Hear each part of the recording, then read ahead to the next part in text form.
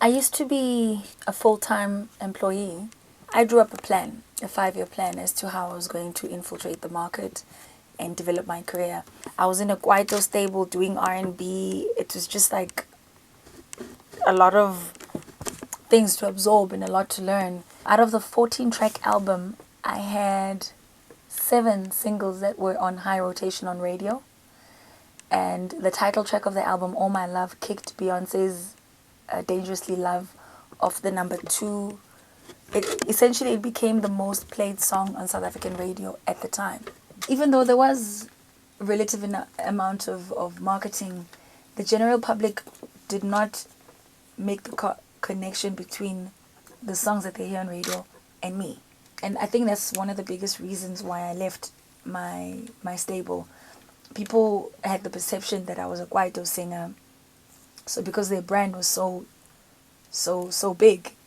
Yeah, so for me, I realized that I was sort of getting lost in that stable. My uniqueness wasn't coming across.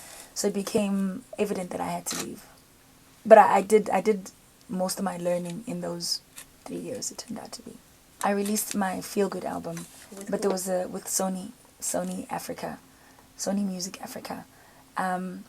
There was a 3-year gap between the 2 albums, and it's because I was in contractual difficulties that I had to get out of. And then I think it also gave me an opportunity to develop myself as a business. I literally formed Otral Music in that time because I began to manage myself. I also started my publishing company at the same time that would publish all my compositions. You always have to work, you always have to be productive. I've been productive. I've got 5 studio albums, 3 live albums, 3 live DVDs. I actually sell more records than I did back then.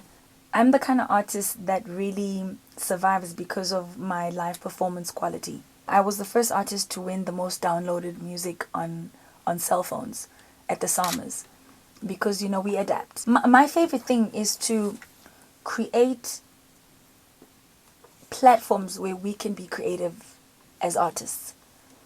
Most people just get invited to festivals, you do your 45 minutes and that's that. We like to create an experience.